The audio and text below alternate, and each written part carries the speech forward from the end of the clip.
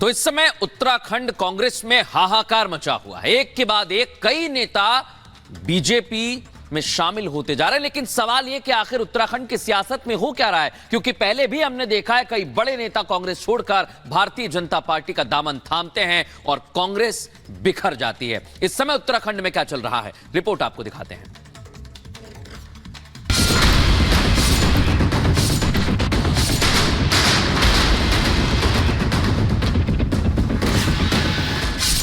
कमल करे पूरे देश में कमाल, कांग्रेस का हर तरफ बुरा हाल।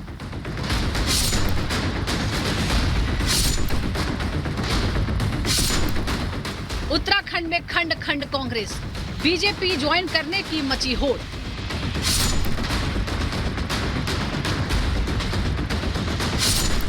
उत्तराखंड कांग्रेस में इस्तीफों का दौर खत्म होने का नाम नहीं ले रहा है।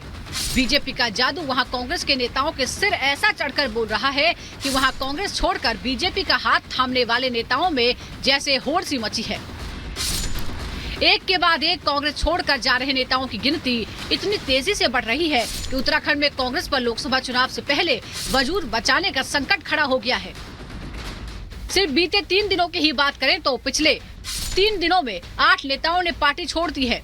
बद्रीनाथ से कांग्रेस विधायक राजेंद्र भंडारी, टिहरी से विधानसभा चुनाव लड़ चुके धन सिंह नेगी जैसे वरिष्ठ नेताओं ने कांग्रेस छोड़ दी है। कांग्रेस के लिए सबसे बड़ी तकलीफ ये है कि पार्टी छोड़कर जाने वाले सारे नेता बीजेपी में जा रहे हैं। बद्रीनाथ से विधायक राजेंद्र भंडारी ने तो दिल्ली में एक खास कार्यक्रम में सीएम पुष्कर सिंह धामी, पीयूष गोयल जैसे वरिष्ठ नेताओं की मौजूदगी में बीजेपी ज्वाइन की। उन्होंने बीजेपी में शामिल होने से पहले बाकायदा विधानसभा की सदस्यता से इस्तीफा दिया, फिर बीजेपी ज्वाइन की। हैरानी की बात यह है कि उत्तराखंड में कांग्रेस के अंदर भगदड़ मची है और अभी शुक्रवार को ही गंगोत्री के पूर्व विधायक विजयपाल सजवाण, पुरौला के पूर्व एमएलए मालचंद, अनुकृति गोसाई समेत 6 नेताओं ने पार्टी से इस्तीफा दिया था।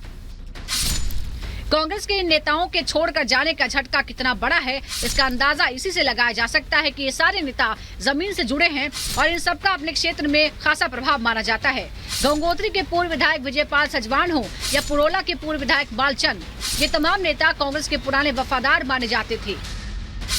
जबकि कांग्रेस नेता हरक सिंह रावत की पुत्र वधू अनुकृति गोसाई प्रदेश की राजनीति में उभरती हुई नेता के तौर पर जानी जाती हैं। जाहिर है उत्तराखंड में कांग्रेस को लग रहा ये झटका 24 के लोकसभा चुनाव में बहुत भारी पड़ने वाला है। लेकिन हैरानी की बात यह है कि ठीक चुनाव से पहले उत्तराखंड कांग्रेस के अंदर इतना कुछ हो रहा है, लेकिन कांग्रेस का शीर्ष कमान नीम खामोशी ओढ़े पार्टी की दुर्गति होते देख रहा है। Bureau report, Republic Bharat.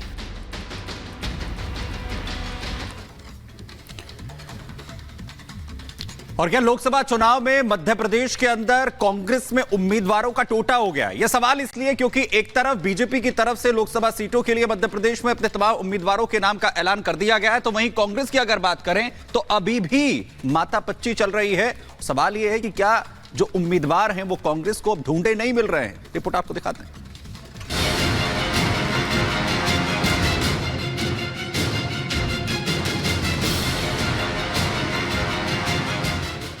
चंद घंटों की देरी, बस बजने वाली है रणभेरी। चुनावी शंखनाद हो जाएगा क्योंकि आज चुनाव आयोग तारीखों का ऐलान करेगा। चुनाव सिर पर हैं, लेकिन कांग्रेस हताश और निराश है। वजह है मध्य प्रदेश कांग्रेस में नेताओं की किल्लत। लोकसभा चुनाव लड़ाने के लिए पार्टी के पास उम्मीदवार नहीं है। कुछ समय पहले तक कांग्रेस बड़े बड़े दावे कर रही थी। बीजेपी से पहले अपने उम्मीदवार मैदान में उतारने का दम भर रही थी, लेकिन कांग्रेस अभी तक महज 10 सीटों पर ही प्रत्याशी मैदान में उतार पाई है। वहीं बीजेपी मध्य प्रदेश की सभी 29 सीटों पर अपने प्रत्याशी मैदान में उतार चुकी है। एक तरफ INDIA गठबंधन में सीट शेयरिंग को लेकर रात चल रही है। महागठबंधन में शामिल सभी दल ज्यादा से ज्यादा सीटें चाह रहे हैं, तो वहीं मध्य प्रदेश में कांग्रेस के पास मैदान में उतारने के लिए प्रत्याशी नहीं है। तो इसकी वजह भी समझिए।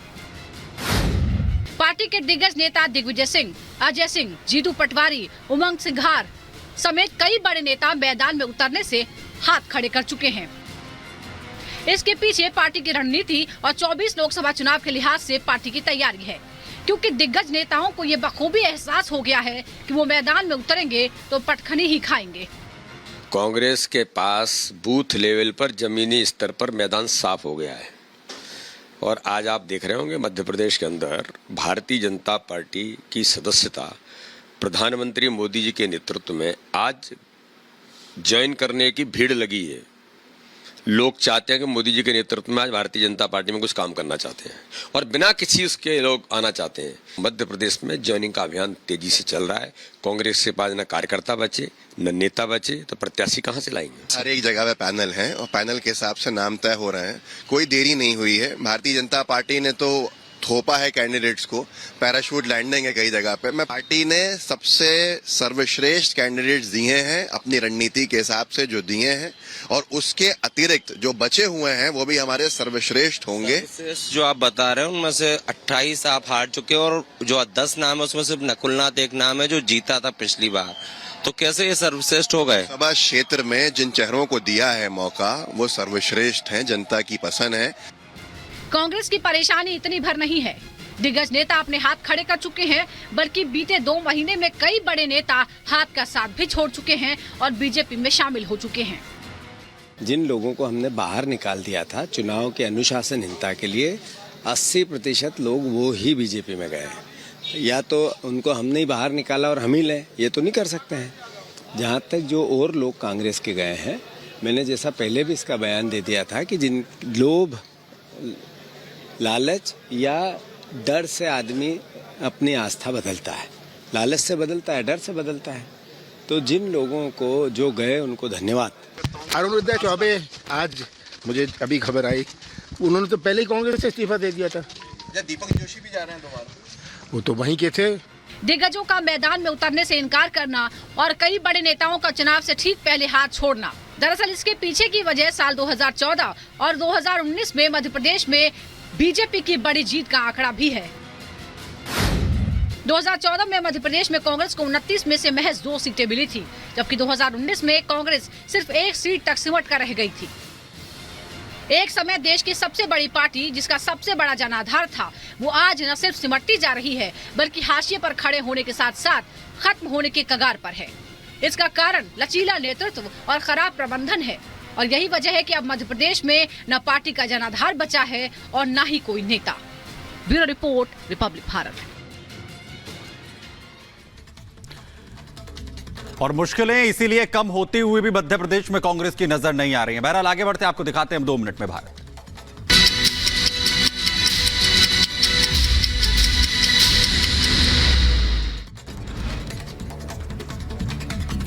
ईडी के सामने आज पेश नहीं होंगे अरविंद केजरीवाल। ईडी के सम्मन को आपने बताया गैर कानूनी। जल बोर्ड घोटाले में ईडी ने भेजा था सम्मन। यूट्यूबर एल्विश यादव को नोएडा पुलिस ने किया गिरफ्तार। 14 दिन के पुलिस रिमांड में एल्विश, पूछताछ जारी।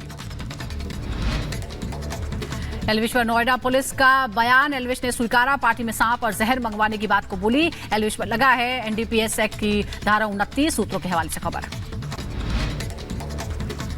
कोलकाता के मोटिया ब्रुज में 5 मंजिला निर्माणाधीन इमारत ढही। हादसे में अब तक 2 की मौत, 15 लोग घायल, सभी का इलाज जारी। घटना के बाद मलबे में फंसे लोगों का रेस्क्यू जारी है। मलबे में फंसे 21 लोगों में से 13 को निकाला गया है। कई लोगों के अभी भी फंसे होने की आशंका। घटनास्थल का मुख्यमंत्री ममता बनर्जी ने लिया जायजा। मौके पर मौजूद लोगों से की बात, घटना के बारे में जानकारी भी ली। पीएम मोदी का आज तमिलनाडु दौरा। कोयम्बटूर में रोड शो करेंगे पीएम। सुरक्षा व्यवस्था चाक चौबंद। दिल्ली में आज Uttar Pradesh BJP core group की बड़ी बैठक। यूपी की बची हुई लोकसभा सीटों को लेकर होगा मंथन। कोर ग्रुप की बैठक में सीएम योगी रहेंगे मौजूद। आज जारी हो सकती है बीजेपी उम्मीदवारों की तीसरी लिस्ट। कोर ग्रुप की बैठक के बाद बीजेपी केंद्रीय चुनाव समिति की होगी बैठक। बैठक में पीएम मोदी उम्मीदवारों पर लगाएंगे मुहर। पंजाब के तरनतारन में पाकिस्तान की नापाक साजिश नाकाम। सुरक्षा बलों ने बरामद की 6 पैकेट हेरोइन। हेरोइन के साथ करीब 16 करोड़ रुपए भी बरामद। मध्य प्रदेश की गुना में क्रिकेट खेलते नजर आए ज्योतिरादित्य सिंधिया। जैन प्रीमियम लीग में शामिल हुए सिंधिया। मिजोरम के ममित और लुंगलेई में निःशुल्क चिकित्सा शिविर का आयोजन। 38 बटालियन सीमा सुरक्षा बल ने शिविर लगाया। यूपी के कुशीनगर में एक महिला की संदिग्ध परिस्थितियों में मौत। महिला को दहेज के लिए प्रताड़ित करने का ससुराल पक्ष पर आरोप। फरार आरोपियों की तलाश कर रही है पुलिस।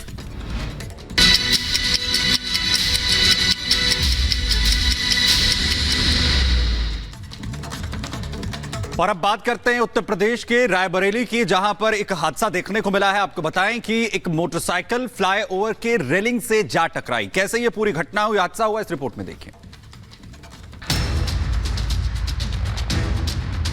यूपी के रायबरेली में भीषण सड़क हादसा हुआ। यहां एक मोटरसाइकिल फ्लाईओवर की रेलिंग से जा टकराई। ये पूरी घटना वहां लगे सीसीटीवी कैमरे में कैद हो गई, जिसमें उस वक्त फ्लाईओवर से कई गाड़ियां गुजरती दिख रही हैं। इसी बीच वहां से मोटरसाइकिल गुजरती है। जैसे ही मोटरसाइकिल मोड़ पर पहुंचती है, संतुलन बिगड़ जाता है और वो फ्लाईओवर की रेलिंग से टकरा जाती है। टक्कर इतनी जोरदार थी कि उस पर सवार आदमी गिर गया, जबकि मोटरसाइकिल घसीटती हुई काफी दूर जा पहुंची। हालांकि गनीमत ये रही कि पीछे से कोई गाड़ी नहीं आ रही थी, वरना बड़ा हादसा हो सकता था। इस सड़क हादसे में मोटरसाइकिल सवार बुरी तरह जख्मी हो गया, जिसे वहां मौजूद लोगों ने अस्पताल पहुंचाया। जानकारी के मुताबिक बाइक सवार प्रयागराज का रहने वाला है। Bureau report, Republic Bharat.